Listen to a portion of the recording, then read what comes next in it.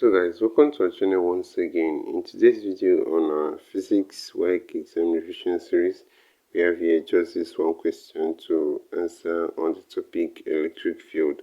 So guys, this video will be about electric lines of force. So in short, to stay till the end of this video.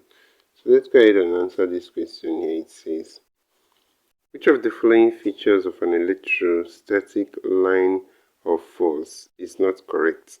We have A. The tangent drawn at any point on a curved line of force shows the direction of the electric field intensity at that point. B. It is sometimes curved. C.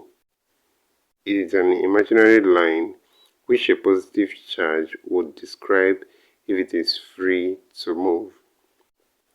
D. It can cross another line of force in a region of intense electric field. So guys, the answer to this question is option D here. That's because actually electric lines of force cannot cross each other. So in an electric field, the electric line of force is actually given by the tangent to the curved region of that line of force. So in that case, if two lines of force should cross each other, that means you should have two tangents.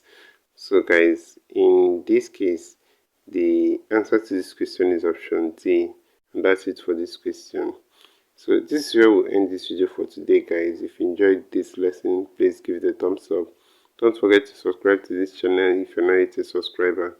Also, if you have any specific question regarding this video, you can drop your question in the comment section below and we'll be sure to give you a response. So finally guys, we want to encourage you to join our YouTube channel community where we'll post major updates on WAEC examination. So this will help you a lot even as you prepare for your WAEC examination for the year. So you can join this channel community by hitting the join button below and we'll see you right there. Thank you once again for watching this video and see you on the next one.